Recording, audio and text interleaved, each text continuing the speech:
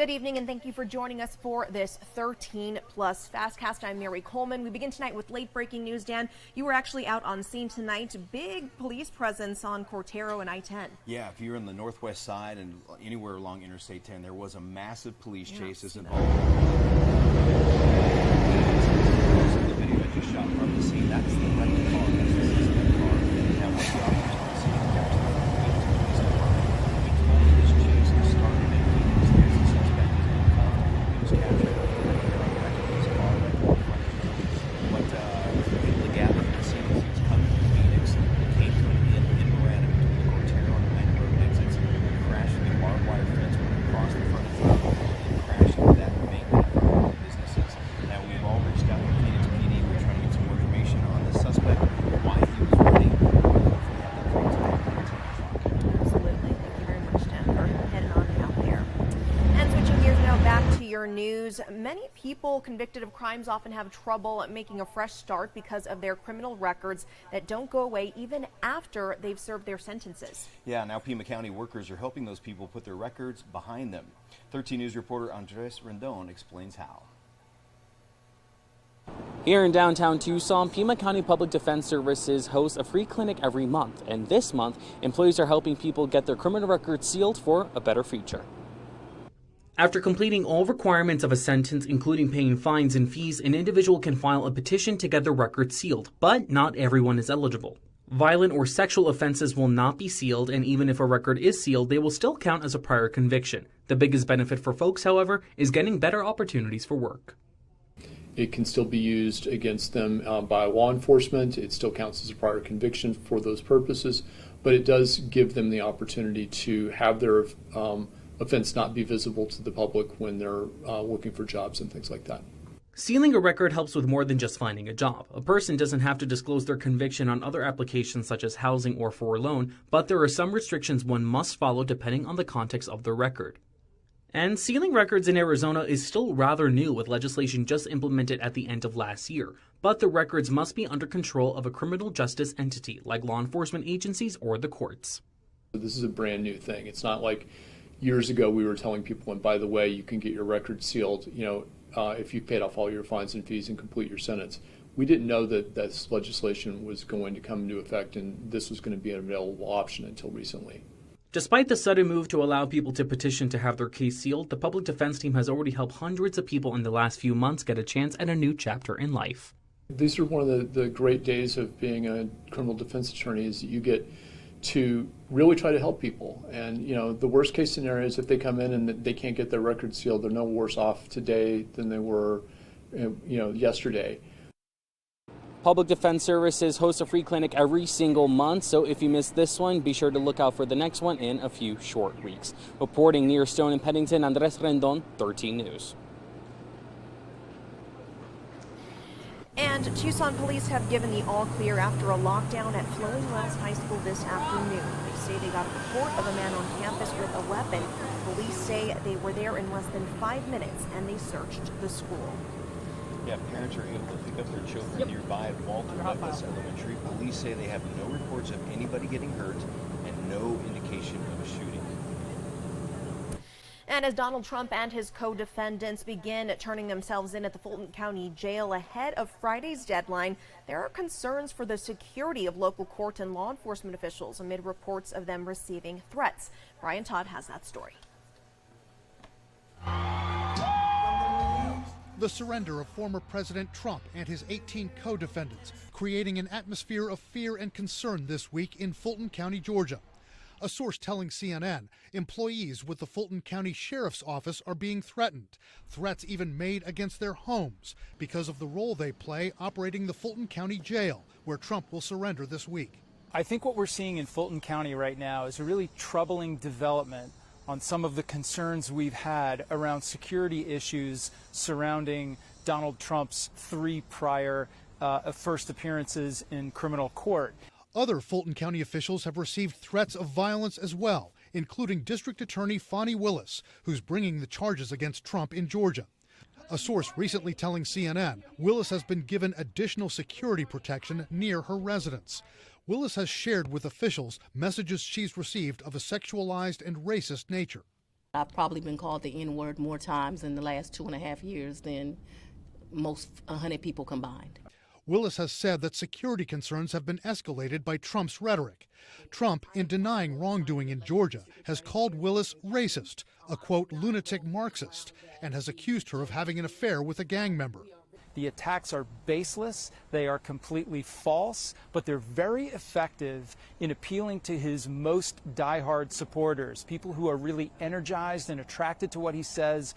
As part of the conditions of his release on bond in Fulton County, Trump has been ordered by the court to, quote, make no direct or indirect threat to co-defendants, witnesses, victims, or against the community. That includes posts on social media.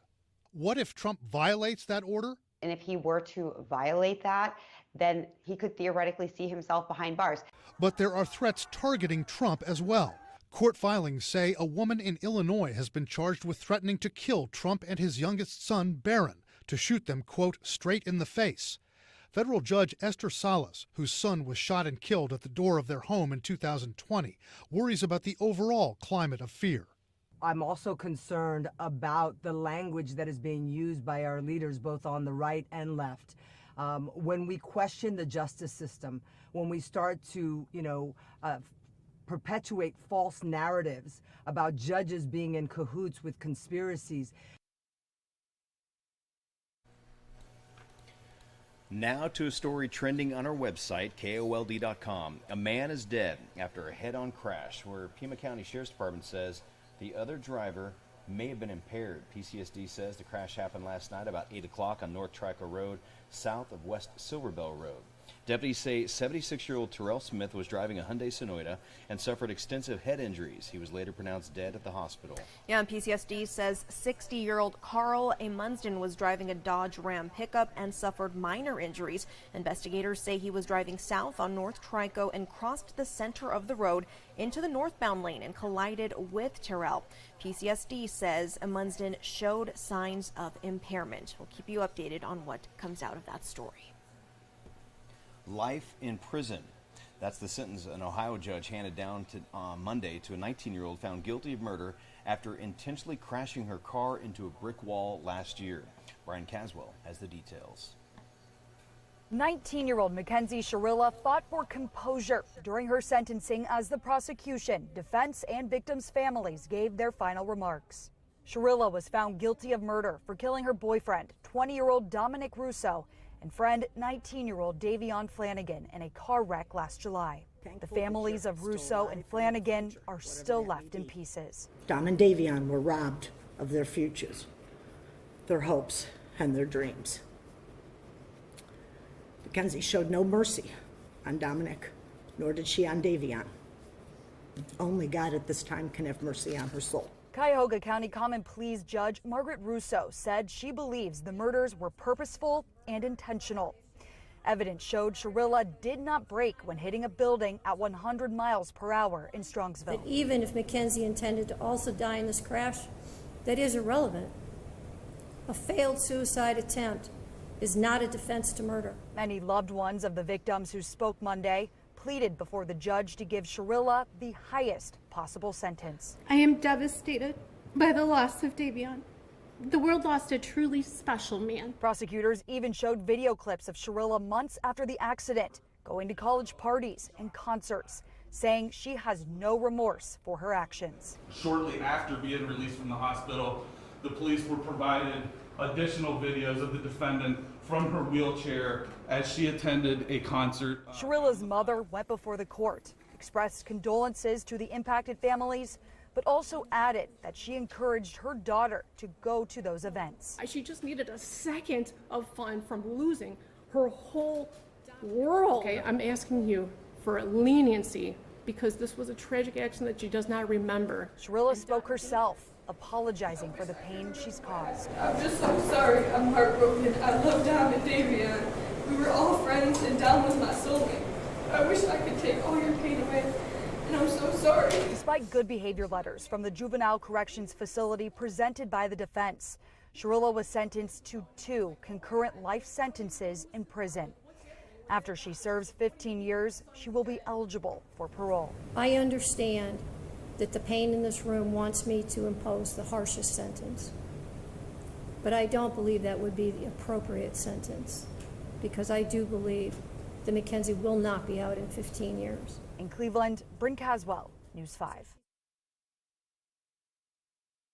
And switching gears now to another story, Dan, the best contract in history. That's what the Teamsters president is calling the latest labor agreement approved by the union's UPS membership today. Yeah, and hanging in the balance was a possible strike that could have crippled shipping here in the United States. Laura Aguiar has more on this announcement that will keep your packages moving.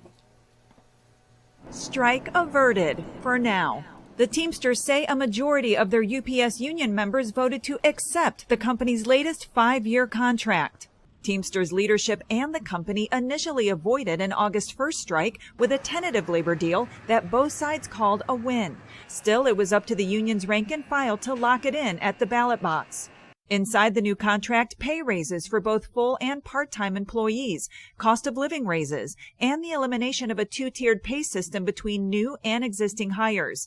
All workers will be moved to the higher scale immediately under the approved agreement. This is also good news for the nation's economy. UPS claims to move about 6% of America's gross domestic product each year, delivering on average more than 18 million packages a day so far this year. And now they'll keep on rolling. Yeah, at least probably a couple times a month. UPS and Prime, and you see the Prime vans all around. I'm Laura Aguirre reporting. And Dan, I want to revisit the breaking news that we started out this cast with. Obviously, we were talking about the fact that you went out when you heard that there was a crash not too far from us here in this area. It's on Marana on I-10 in Cortero. What did you see out there? Yeah, well, basically what happened was this was a high-speed chase that came to an end in Marana. So if you're on the northwest side anywhere on the interstate between the Cortero and Ina Road exits, it was in the eastbound lanes. And basically what I was trying to was that this was a chase that started in